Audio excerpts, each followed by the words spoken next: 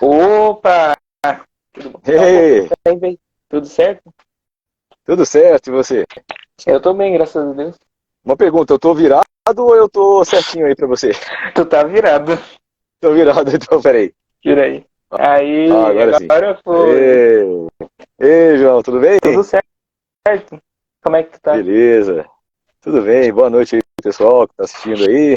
Boa Prazer estar noite, aqui, viu? pessoal. Daí, boa noite pra você.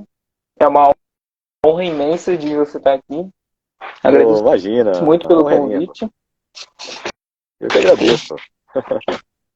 Se alguém quiser fazer alguma pergunta pra você, né, só manda assim no chat. Beleza. Assim. Tô um pouquinho nervoso aqui. Nunca Não entrevistei precisa, alguém. imagina. Não precisa. É a primeira vez que você tá conversando com um dublador? É a primeira vez. Ah, legal. O, o Danilo aí do. Caramba, Dublin Danilo tá por aí também, World. eu vi ele aí, o Tá o Dublin Danilo World aqui. Universe. Tá aqui. É, primeira vez, Mandou um opa. primeira vez, primeira entrevista dele foi comigo também. Sério? Foi, foi com ele. Caramba, tu tá conseguindo me ouvir bem? Eu tô te ouvindo bem, e você tá me ouvindo? Eu tô ouvindo bem. Tá tudo certo. Daí eu queria fazer Você me ouve uma. bem? Eu tô ouvindo bem. Daí vai Ah, ser então tipo tá. uma conversa. Algumas perguntinhas eu vou Beleza. fazendo, aos pouquinhos. Hã? Só uma perguntinha básica. Como é que você começou na sua carreira de dublador e ator? Ah, beleza, vamos começar então. É engraçado porque, assim, desde criança existia uma sinalização ali pra mim, né? Meus irmãos, eles gostavam de brincar, de fazer historinha de comédia, de terror em fita cassete. Uhum. E aí, desde 4, 5 anos, eles faziam, quando eu tinha 4, 5 anos, eles já brincavam com isso, e a gente ficava brincando de fazer vozes, né? Eu era muito pequeno ainda, eu só via, assistia aquilo, mas eu tentava imitar. Participava de algumas histórias assim, mas era muito, muito criança, assim, para saber elaborar um texto e tal, né? Aí, com mais ou menos uns 11 anos de idade, foi a primeira vez, assim, que eu tive contato com teatro, e era teatro de rua. Eu sou de Minas, né, de Belo Horizonte, e lá tem-se o costume na Semana Santa de fazer a apresentação é, da, da, da encenação, né, da crucificação de Jesus Cristo e tal. E a prefeitura de Belo Horizonte, eles liberavam um palanque lá, um palco suspenso na rua, fechava a rua, e aí era feita a encenação e comparecia mais ou menos umas 2.000, de 2.000 a 3.000 pessoas assim na rua, que era aberto, né? Então todo mundo tinha a possibilidade de acessar. E, Tá. e nessa época, desde que eu era pequeno, né? Na minha casa são 4 irmãos, né? 4 filhos homens. E o meu pai ele tinha um sonho que um dos filhos fosse militar. E ele sempre falava isso desde que eu era pequeno. Então quando eu via a apresentação lá da encenação, tinha lá o soldado romano, eu achava legal. Eu falava, um dia eu quero fazer aquela encenação, quero fazer o papel de soldado, né? E aí, um dia lá, eu acabei entrando, quando eu tinha 11 anos, tinha alguns amigos dos meus irmãos, amigos, pessoas que eu conhecia da escola e tal, que também já estavam lá, mas que eram mais velhas, né? E aí, me colocaram no grupo e eu comecei a fazer papel de soldado. Mas a princípio não era para atuar, eu achava legal fazer o papel de soldado e tal. Só que aí, depois que se finalizou essas encenações da Semana Santa, foi criado um grupo lá, grupo de teatro mesmo, para fazer curso e tal. Então tinha até aula de circo, de cuspir-fogo, andar em perna de pau, fazer malabarismo e tal. E eu comecei a fazer curso de palhaço também, comecei a fazer. E eu achei muito legal, assim, de poder participar. E aí a gente começou a fazer peças. Só que assim, eu era muito tímido. Nossa, eu não conseguia nem falar, conversar com as pessoas. Eu chegava numa festa assim, eu ficava de cabeça baixa e não conseguia conversar.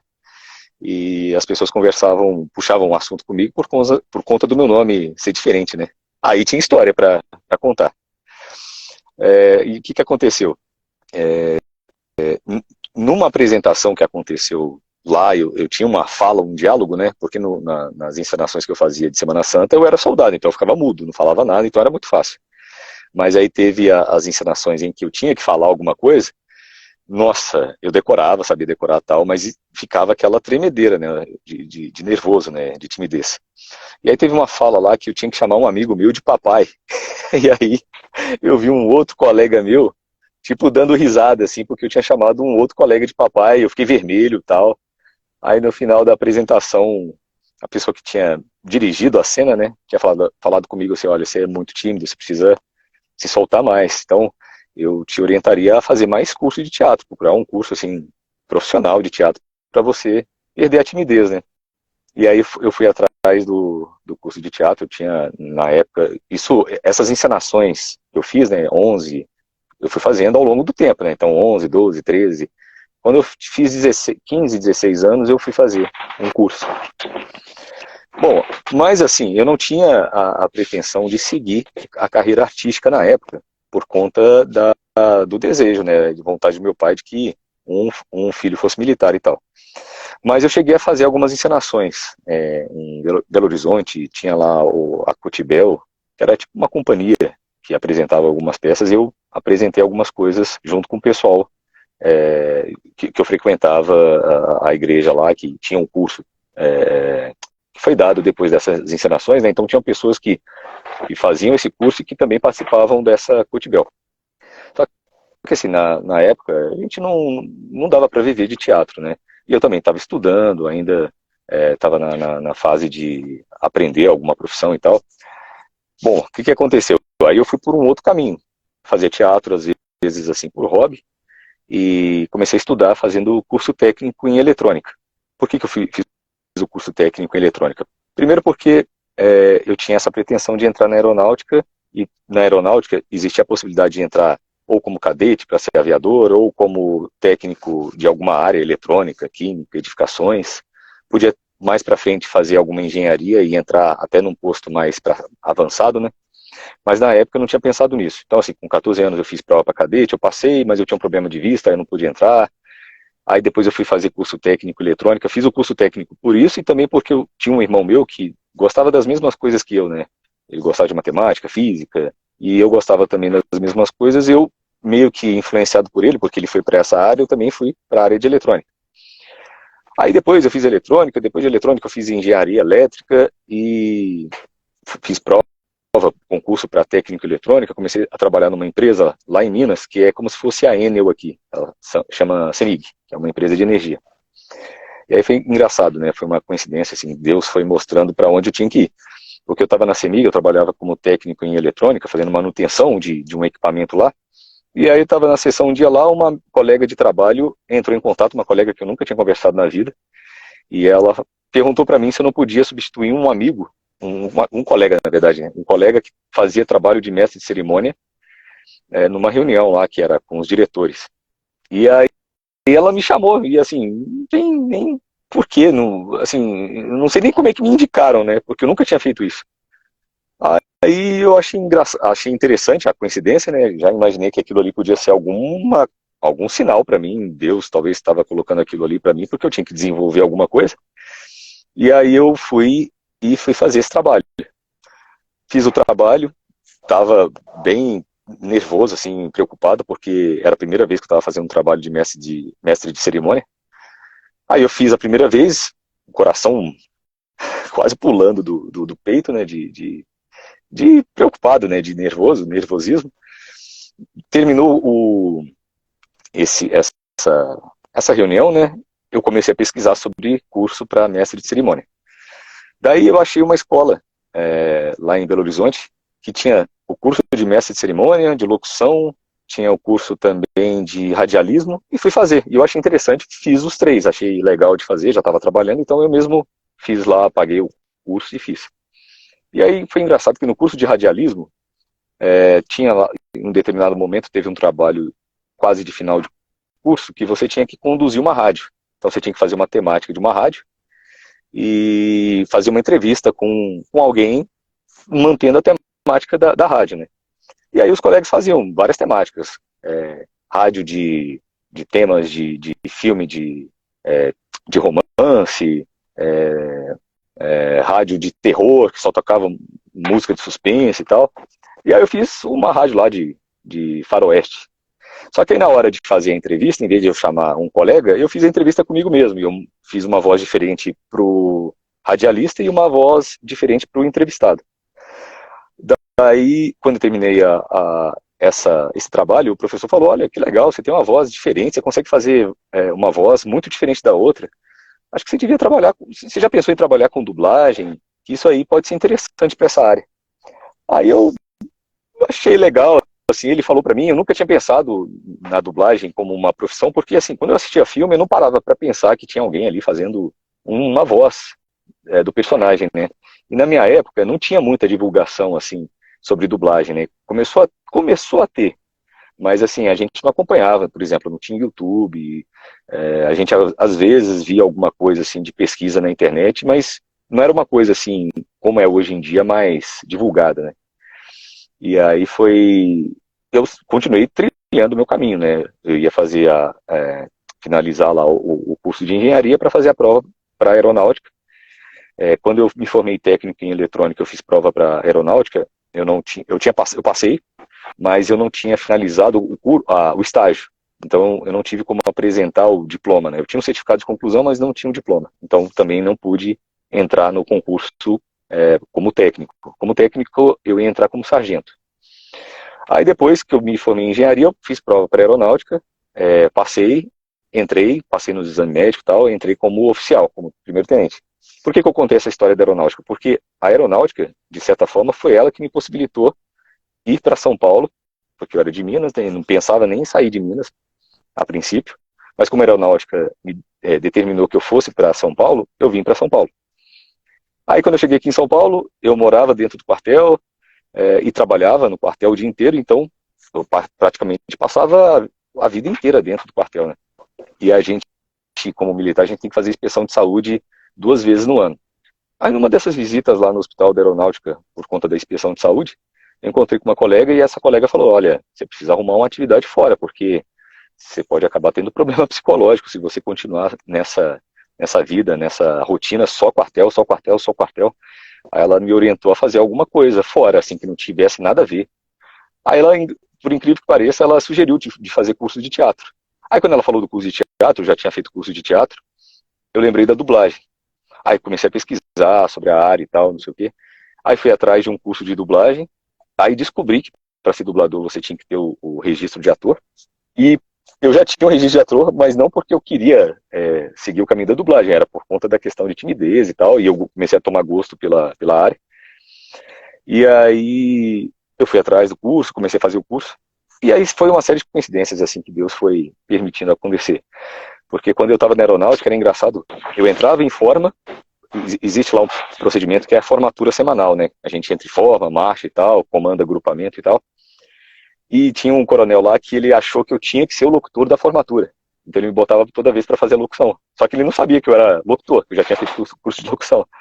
Então assim, as coisas foram meio que encaminhando, me mostrando assim, ó, trabalha com voz, trabalha com voz. Aí quando eu fiz o curso de dublagem, não tinha pensado ainda em trabalhar com dublagem, de viver de dublagem, porque eu realmente não tinha noção assim da profissão e tal. Aí quando meu pai faleceu em 2013, aí eu pensei em sair da aeronáutica. Cheguei até a fazer um concurso, que eu passei no concurso, só que esse concurso demorou a chamar. Aí eu comecei a ir atrás de dublagem.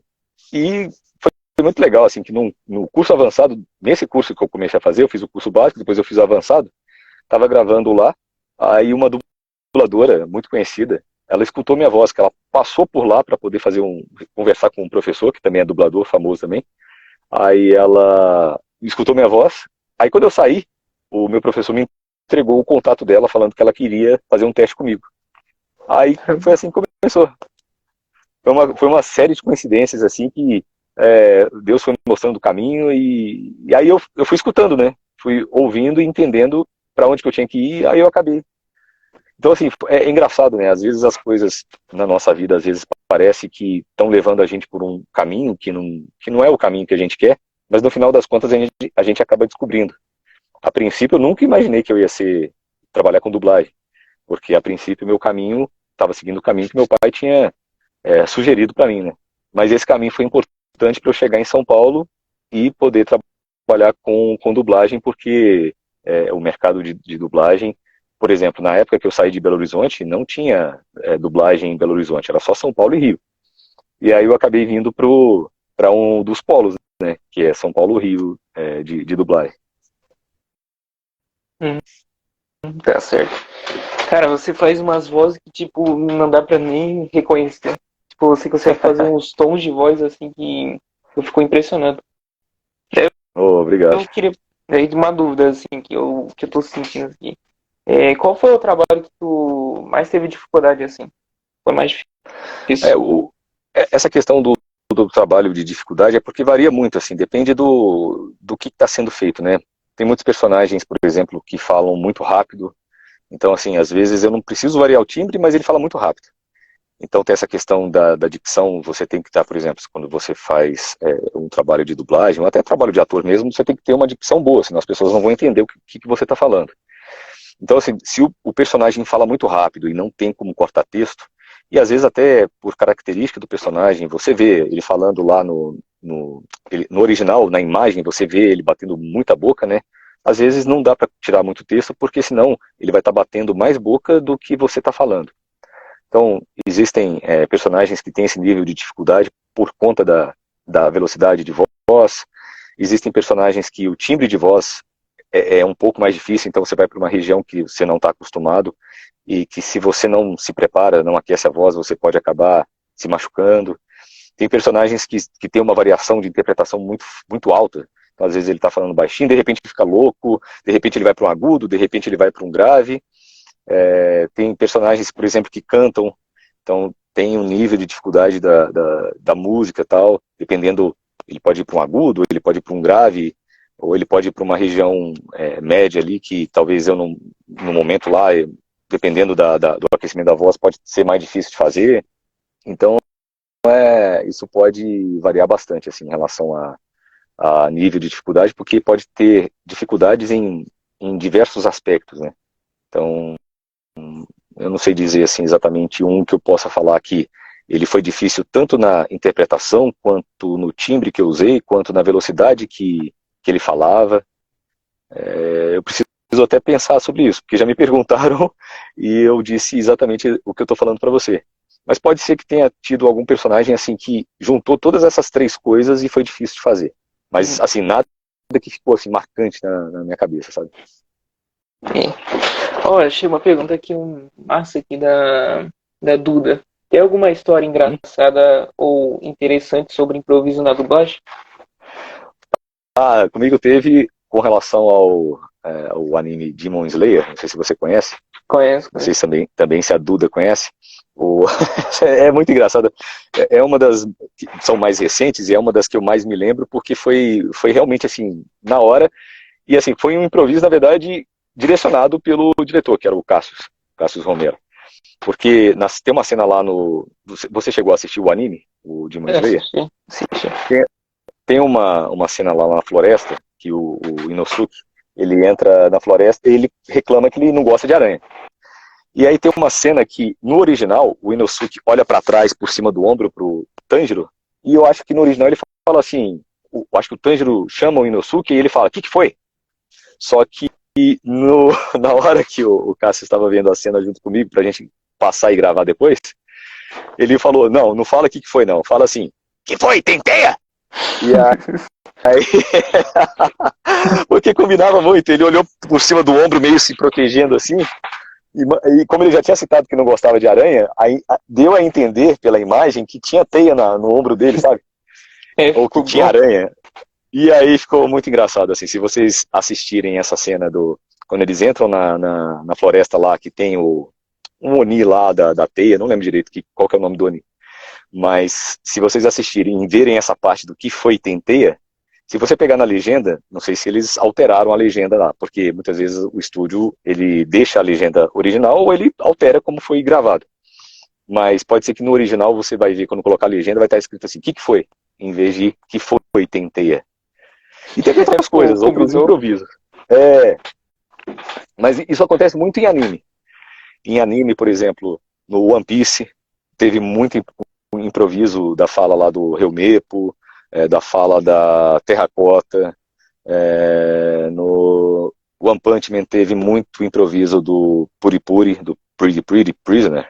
Também teve muito improviso, coisa que vem assim, de um jeito no texto, e aí você faz a adaptação para ficar mais engraçado, sabe? Então tem muita coisa assim de improviso, principalmente anime, desenho. Filme pode acontecer, filme, dependendo, se for um filme de comédia, aí você consegue fazer uma adaptação para ficar mais engraçado, né? Porque o objetivo é sempre a gente meio que traduzir o sentimento daquele momento, né? Então, se você está vendo uma cena que é engraçada, se tem uma piada que é uma piada que faz sentido lá fora, mas não faz sentido aqui no Brasil, aí você tem que adaptar para as pessoas terem a mesma emoção de quem vai assistir lá fora. Então, aí, quando isso é possível, e quando o cliente também permite, né, porque muitas vezes o cliente ele pode falar, não quero que faça adaptação. Aí a gente faz a adaptação para ficar mais engraçado, entendeu? Tá certo. Ó, tem uma outra pergunta aqui, que eu achei boa aqui no chat, do Bruno. Como você desenvolve a personalidade e a voz de um personagem antes de dublá-lo? Tipo... Ah, tá. Tipo isso. Isso aí é muito legal de responder, porque muita gente tem uma noção errada de que o dublador, ele pega o roteiro, leva para casa, estuda o roteiro, estuda o personagem, assiste o programa antes, no original, e vai gravar depois. Mas não é assim que funciona, não. O negócio é meio tiro a queima-roupa mesmo. A gente muitas vezes recebe a escala, não fica sabendo qual é o projeto, a gente entra para gravar. Quando entra para gravar é que você fica sabendo quem é o personagem, o que vai acontecer, ou muitas vezes o diretor não fala, só cita assim qual que é a personalidade daquele personagem, fala qual que pode até contar uma situação anterior para você se situar, e o que vai acontecer com ele depois, muitas vezes a gente descobre junto.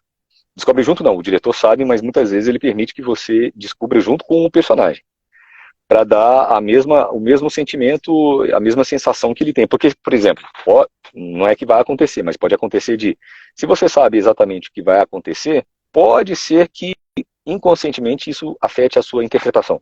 Pode acontecer com algumas pessoas. Outras pessoas, muitas pessoas vão conseguir isolar, né? Vão conseguir tirar essa informação e não deixar afetar. Então, assim, essa questão da construção do personagem, ela acontece à medida que você vai observando no original. Então, você está vendo que no original ele está falando num tom, está usando um volume de voz, está usando um timbre de voz, você percebe pela característica psicológica que ele é de um jeito ou de outro, você vai construindo junto. Porque, por exemplo, imagina o seguinte, eu estou fazendo um personagem que ele é todo bonzinho e no final descobre que ele é o vilão e ele é sei lá, um assassino ou um psicopata, alguma coisa do tipo.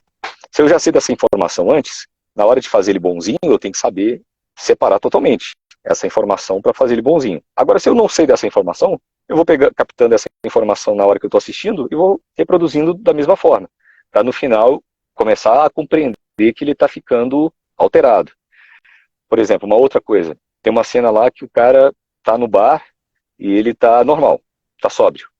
Aí ele vai, à medida que vai passando a cena, ele vai bebendo e vai ficando embriagado. Aí no final já da cena ele já está muito louco. Então assim, essa graduação, essa mudança gradual, você vai percebendo pelo original, e o diretor também vai te direcionando, caso você tenha alguma dúvida, para você fazer exatamente como está no original, e não fazer uma coisa além do que o ator no original fez, entendeu? Entendi. Teve alguma produção que, tipo, você, tipo, já acompanhava antes e que gostava, tipo, bastante, assim, tipo, de algum personagem, assim, e que hoje em dia tu conseguiu dublar? O que eu acompanhei, mas eu acompanhei, não acompanhei vendo, acompanhei lendo. Então, assim, tem muitas produções, tipo o One Piece, quando eu estava na escola, isso foi em 97, sei lá. Estava no primeiro ano do segundo grau, uma amiga que era muito fã de cultura japonesa, acho que a primeira vez na vida assim, que eu vi um mangá foi o mangá do One Piece. Aí eu lia, eu não comprava o mangá, mas ela tinha uma coleção lá, todo dia ela trazia, todo dia não, cada semana ela trazia um mangá lá, às vezes deixava com um colega para ler, às vezes tinha colega que na hora do intervalo lia, e eu lia junto, às vezes levava para casa e lia. Então assim, eu acompanhava o mangá, mas não via o anime, porque na época que começou a passar o anime na TV, eu já estava estudando, E aí eu não conseguia acompanhar nada na TV, porque na época, igual eu comentei com você, né, eu comecei a fazer curso técnico, só que depois, um ano depois, eu comecei a fazer o curso de engenharia. E aí o curso de engenharia era de manhã, de tarde, e o curso técnico à noite. Então eu não ia para casa, eu ficava direto na rua estudando, né? Então não dava tempo de eu assistir nada. Então não tinha uma produção assim que eu acompanhava antes. E hoje em dia, geralmente, as produções, o que acontece? Elas, quando chegam no Brasil, na verdade, assim, elas são lançadas ao mesmo tempo, a maioria, né? A maioria é lançada ao mesmo tempo, a não ser alguns animes que são lançados lá no Japão primeiro e depois vem para o Brasil para ser dublado. Mas a grande maioria, assim, quando vai sair, quando vai lançar, ele já é dublado em todas as línguas e são lançados ao mesmo tempo. Então, muitas vezes você não consegue ver a produção antes. Mas mesmo esses que têm a possibilidade de você assistir antes, muitas vezes a gente não tem tempo, né, por conta do trabalho, e muitas vezes a gente quer ver também o que a gente fez para saber, assim, eu sou muito crítico em relação ao que eu faço, né, então eu vejo alguma coisa, vejo ali, por exemplo, a interpretação que eu fiz, beleza, ok, e assisto também o que os outros colegas fazem, assim, para a gente poder diversificar, né, na interpretação, para não ficar fazendo a mesma coisa, ou assisto trabalhos de colegas tanto de São Paulo, do Rio, então assim, a gente precisa muitas vezes acompanhar essas coisas para a gente poder aprender também uns com os outros, né.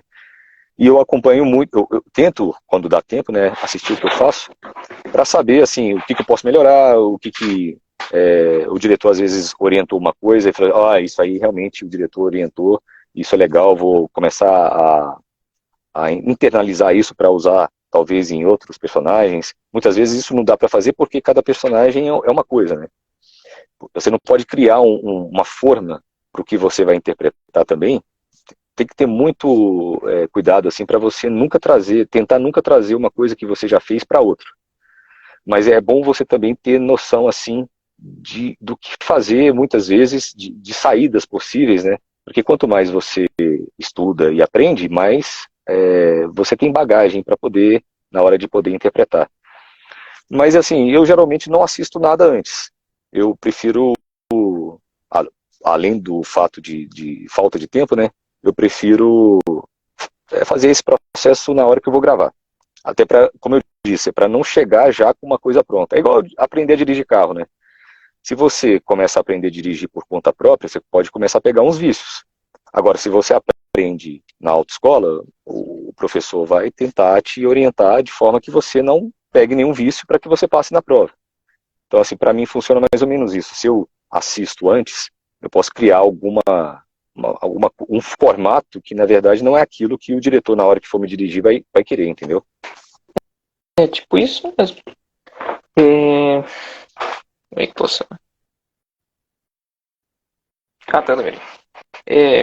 Tem um personagem que, tipo, quando eu vi assim, eu não acreditei que era tudo dublando. Que é acho que é o João Honesto do live action de Pinóquio. Como é que foi? Assim. Esse daí foi muito legal porque eu tive a oportunidade também de cantar. E ele é muito louco, né? Esse daí é um caso legal também de improviso.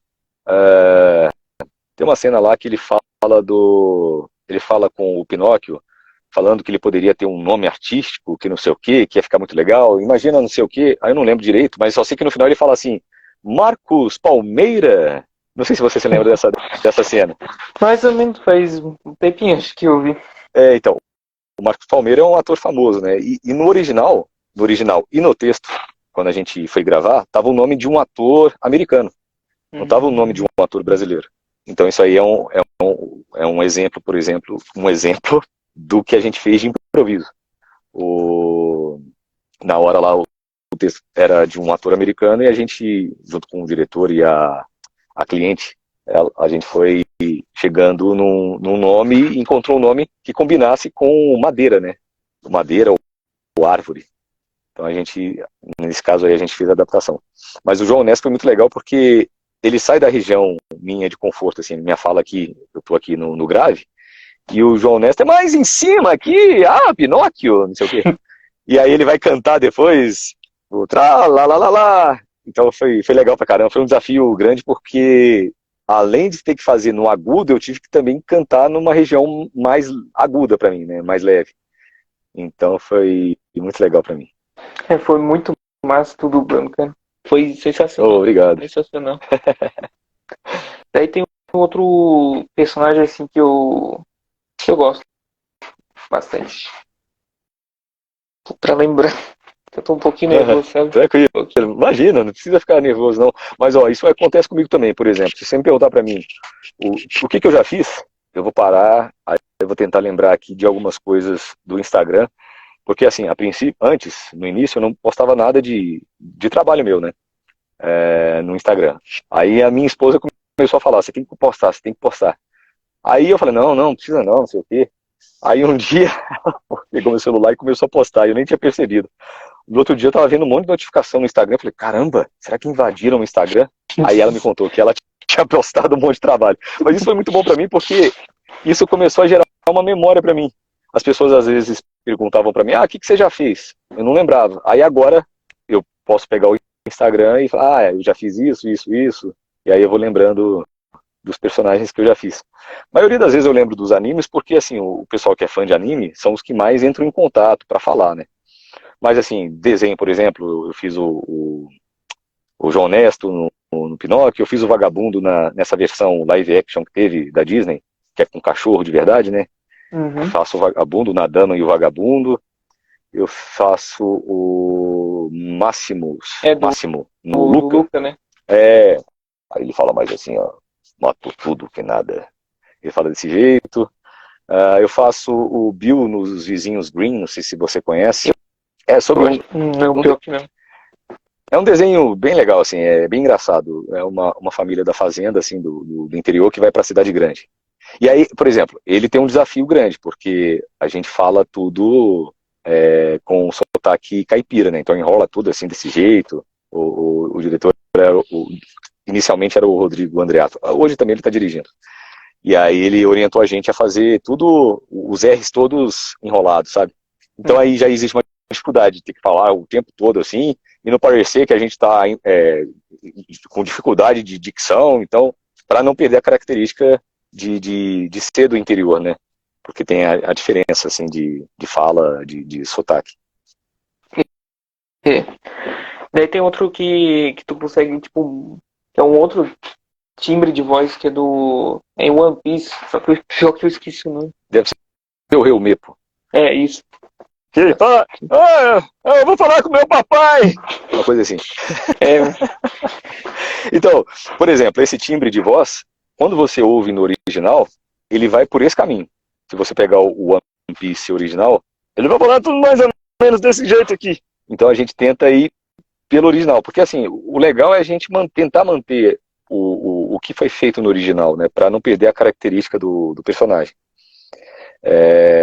Então, quando a gente muda o timbre, quando vai ter uma variação assim em relação à voz, é para tentar o máximo possível se aproximar do que o original fez.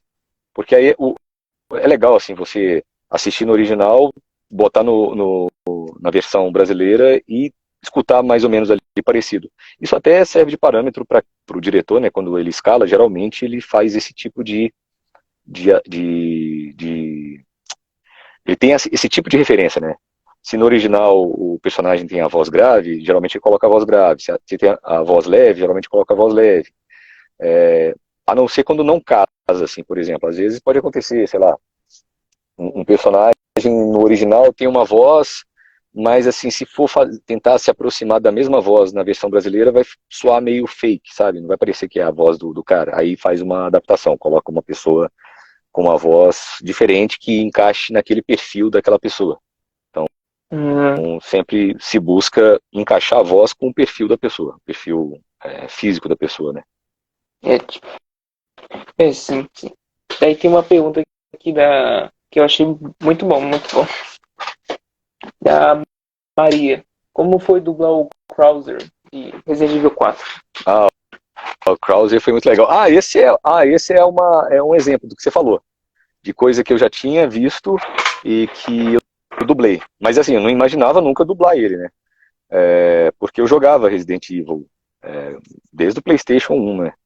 Então, quando eu joguei, nunca pensei, na hora que eu estava jogando lá, ou quando eu comecei a dublar, nunca pensei em dublar o Krauser, porque, sendo bem sincero, assim, eu nunca crio expectativa de personagem que eu vou gravar ou que eu posso gravar. Porque acaba atrapalhando. Muitas vezes já aconteceu de eu fazer um teste e falar assim, eu queria muito pegar esse teste, e não pegar. E muitas vezes eu pensava assim, eu acho que não é uma boa pegar esse personagem agora. Aí eu pegava. Então criar expectativa, nem ter expectativa demais, nem ser pessimista. Você tem que ser neutro, para não afetar na hora que você vai interpretar. Para que você não fique nervoso e acabe afetando na sua interpretação ou na sua atenção.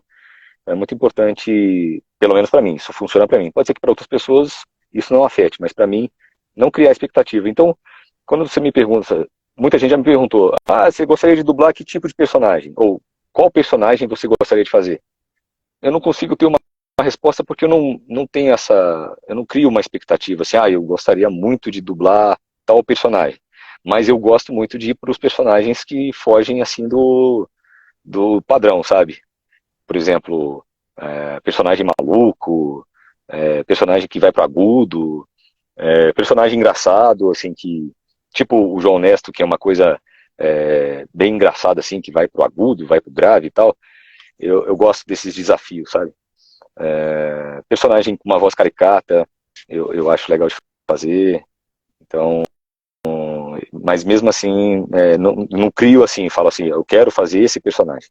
Agora, se você falar assim, entre esse personagem e esse personagem, você gostaria de fazer qual? Aí eu posso até falar assim, entre esse e esse, eu acho que eu gostaria de fazer esse personagem porque tem uma característica específica que eu acho que é um desafio, sabe? Seria um desafio fazer. Hum, interessante. Como é que era? Tá.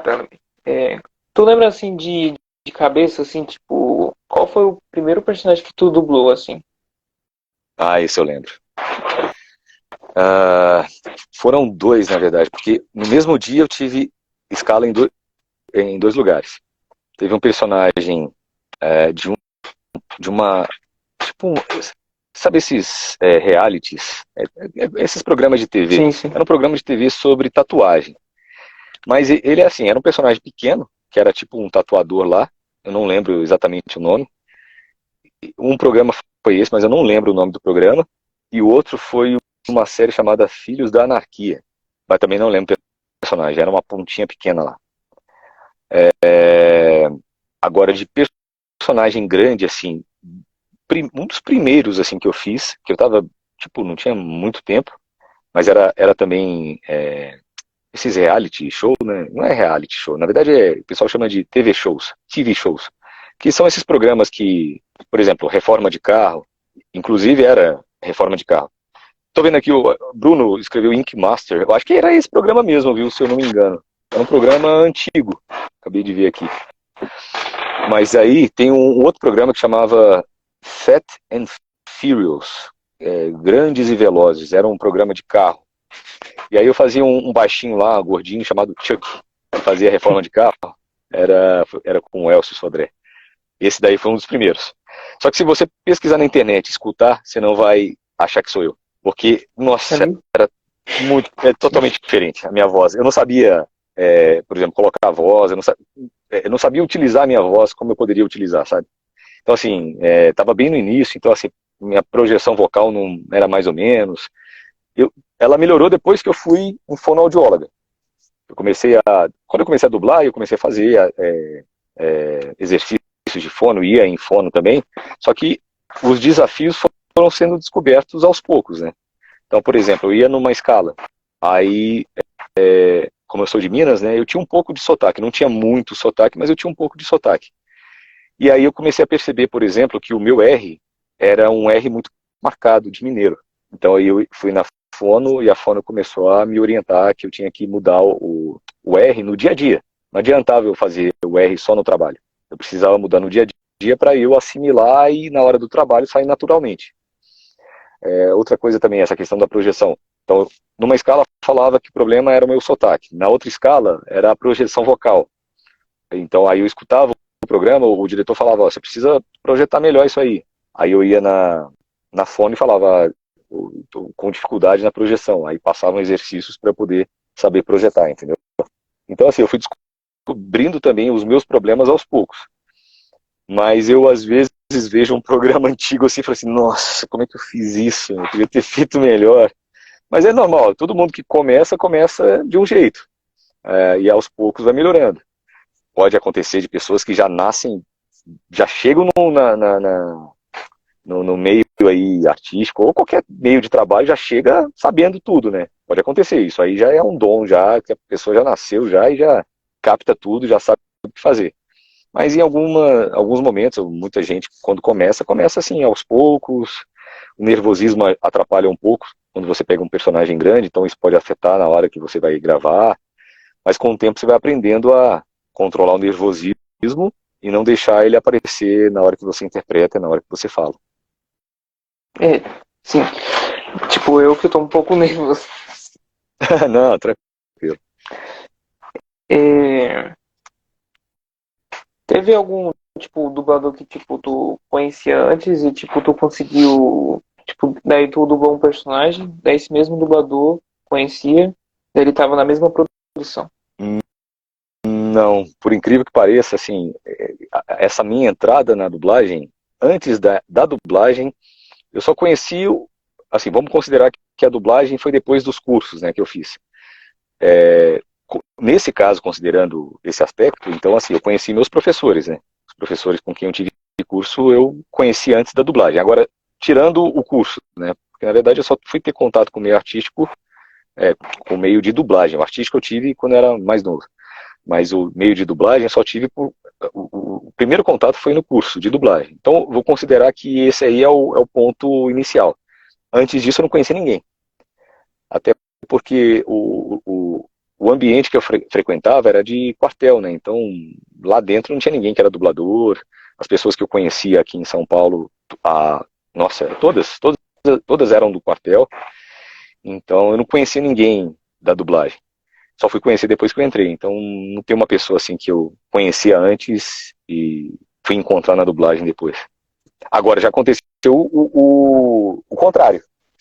Um colega que trabalhava na aeronáutica também foi pro meio da dublagem. Ele já está até dublando já algumas produções aí. Então o contrário aconteceu. Um colega que eu conhecia antes entrou depois de mim na dublagem e agora tá dublando. Eu acho que já tem uns 3, 4 anos que ele tá. Alguma coisa assim, não sei direito. Tá certo. Lembrei aqui de um personagem pelo comentário do Eternos da Dublagem. Qual foi a melhor parte de dublar o Sniper mascarado? Acho que é Sniper. O Sniper é muito legal também. O Sniper é legal porque, assim, a princípio eu achei que ele era do mal, né?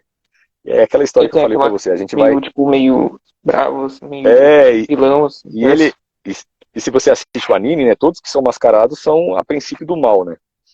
E aí é aquela história que eu falei pra você. Eu não conhecia o anime antes, fui descobrindo aos poucos. Então, no início, a gente foi seguindo. Esse aí quem dirigiu foi o Marco Aurélio Campos.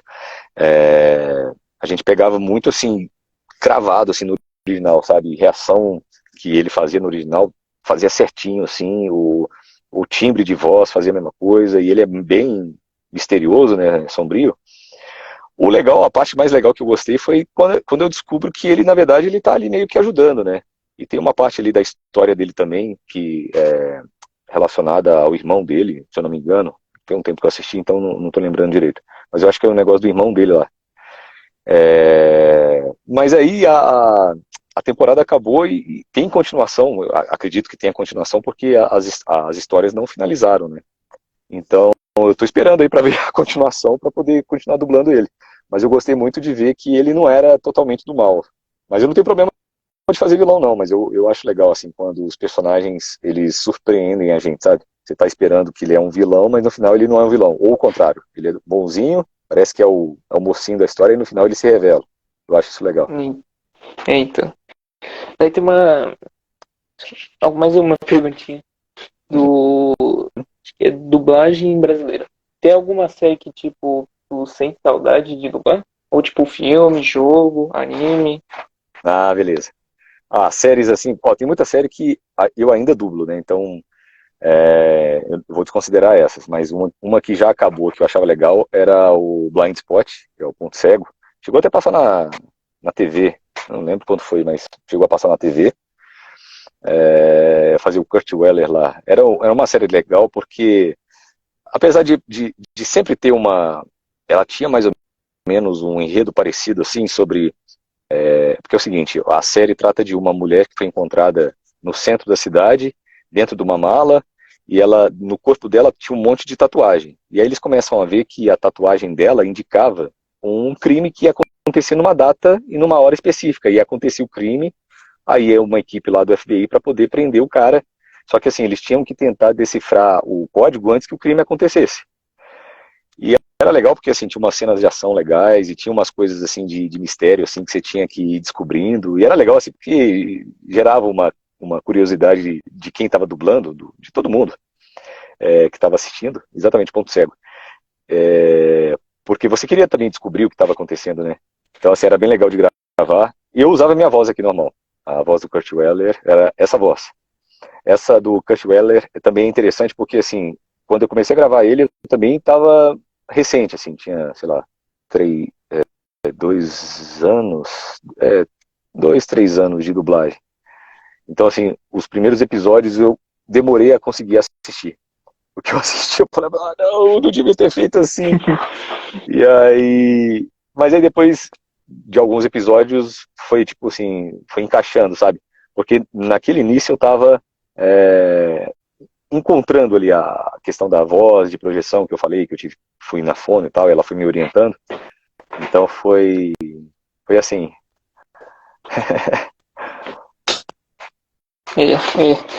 Daí tem, tipo... Tem um personagem que, tipo... Que é de um jogo que eu gosto muito, muito. Que é o... Acho que é o... Não sei se foi o último jogo que tu dublou, assim. É o Rio Desvine, de God of War Ragnarok. Assim, eu lembro dele.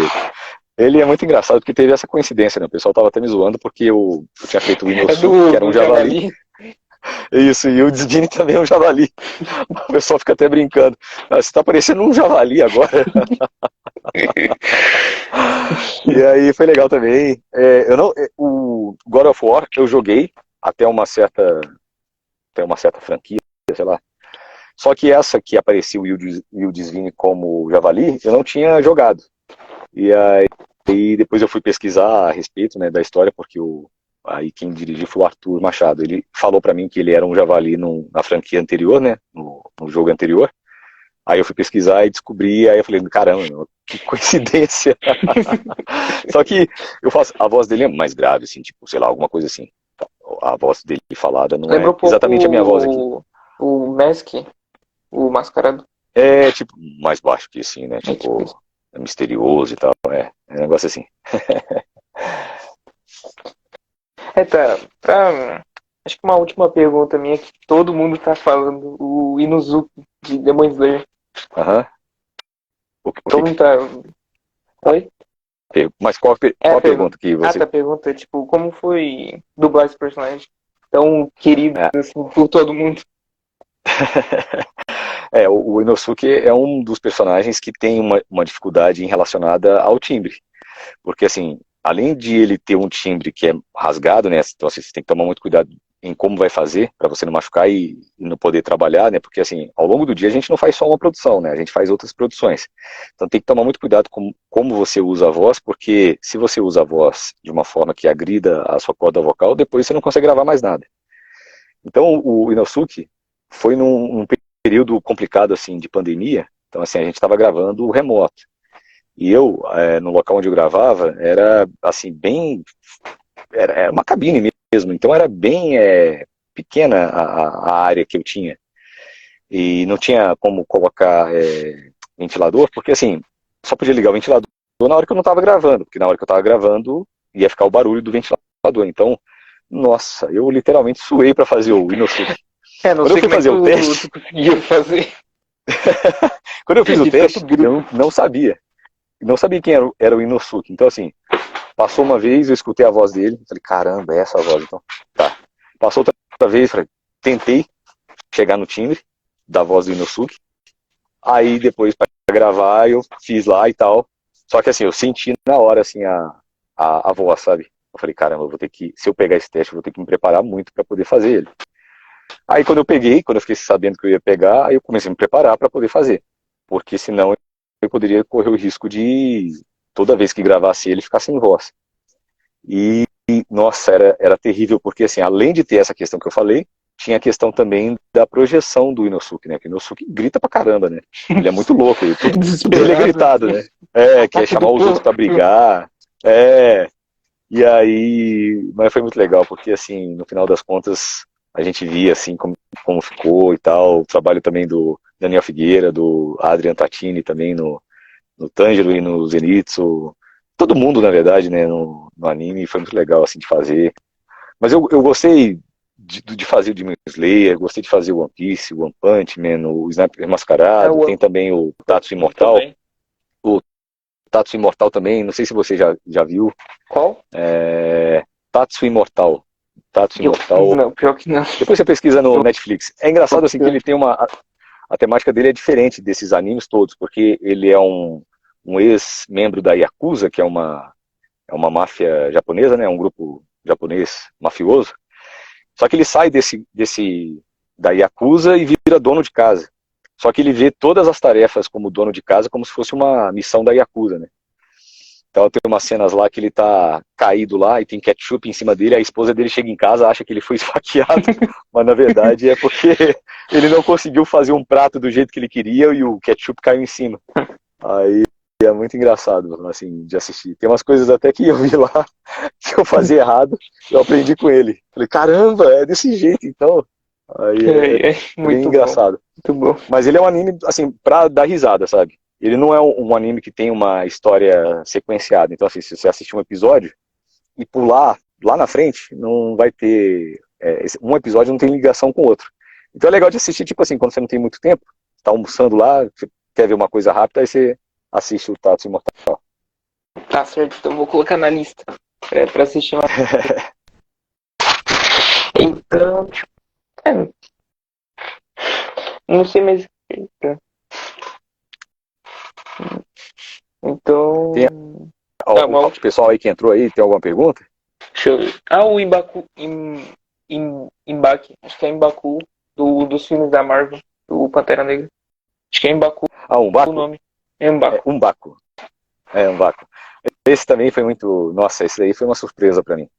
O Umbaku e uma outra surpresa também pra mim foi no Dumbo, o Colin Farrell. O Umbaku, quando eu fiz o teste, eu falei, não vou pegar. Não vou pegar nunca. Depois que eu saí do teste, né? Aí eu peguei. E o Colin Farrell também no Dumbo, mesma coisa. Eu falei, não.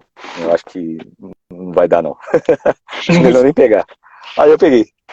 E foi muito legal porque, assim, tanto o Umbaku na franquia do universo Marvel, né?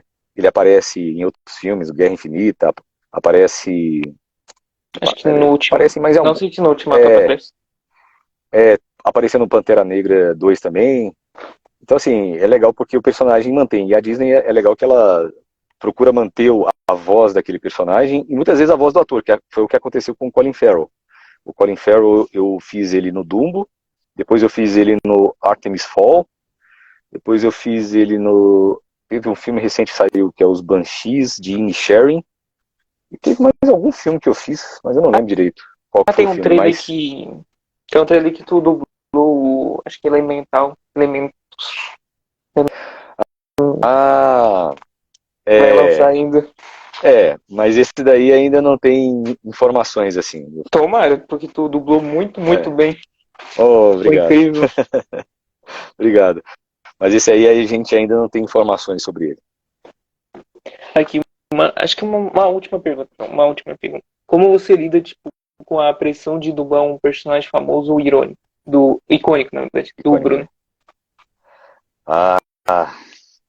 Assim, o legal de pegar por exemplo, se for no caso de um ator, né, um ator famoso ou icônico, o legal é porque, assim, quando o ator é famoso, ele é um ator bom. E quando ele é um ator bom, a gente dublar um ator que é bom... Oi? aparecendo, tipo, 15 segundos restantes. Acho que tem um limite no Instagram. Ah, tem um limite. Quer Bom, que então eu eu vou encerrar abra de rapidinho essa novo? pergunta. Quer que eu abra realmente?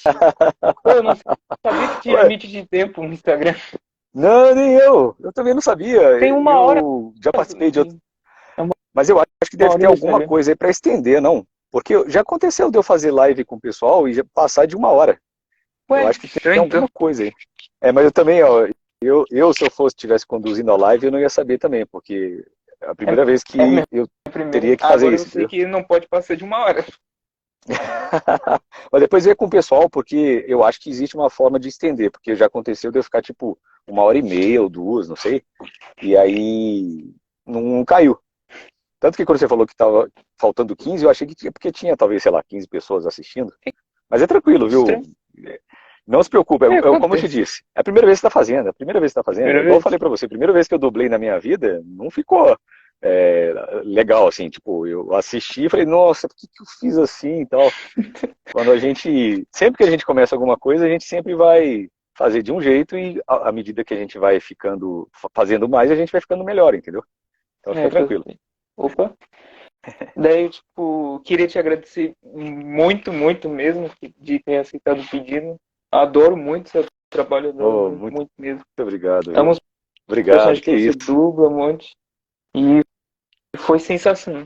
Foi sensacional aí. Gostei muito de saber um pouco do teu trabalho aqui na dublagem. Gostei muito de conversar contigo. Você é uma pessoa muito Oh, simpática, muito oh, gentil, você que é. incrível. Que isso. Eu que agradeço o convite aí, agradeço o pessoal também que entrou. É que conseguiu Mandar um fazer. abraço aí pra todo mundo aí. Eu não consigo, pessoal, me perdoem, mas é que eu não sei fazer duas coisas ao mesmo tempo. Eu via os comentários aqui, aí eu ia falar e tipo, o comentário passava e eu não conseguia mexer, ficava com medo de apertar alguma coisa errada e acabar saindo da live. Mas eu vi o pessoal falando aí, acho que eu vi, eu não vou nem citar, vou citar todo mundo não, porque senão eu posso esquecer alguém aí que entrou na live e eu não quero falhar com ninguém não, mas eu vi aqui, agradeço o carinho de todo mundo. Muito obrigado, João, por ter me convidado aí, viu? Fiquei muito feliz também de conversar com você. Fica tranquilo em relação a essa questão da live ter caído e tal. Isso aí é tranquilo. Primeira vez que está fazendo, é bom que você agora já sabe como é que é, quando você chamar outras pessoas. Vê depois com o pessoal aí que faz, né? Que possivelmente você tem contato. Vou E tentar. tranquilo, não tem problema nenhum. Não tem problema nenhum. E obrigado aí, Eu viu, pelo que convite. agradeço. Boa noite pra você. Boa Durma noite. com Deus. E que Vocês continue também fazendo aí. esses personagens tão queridos e incríveis. Muito obrigado. Obrigado, pessoal aí que também assistiu. Um abraço aí. Um abraço para você também, João. Obrigado pelo convite. Abraço. Te cuida. Vocês também. Tchau. Durma bem. É nóis. Muito, muito obrigado mesmo. Tô muito Oh, imagina. obrigado. Valeu, É nóis. até mais. Tamo junto.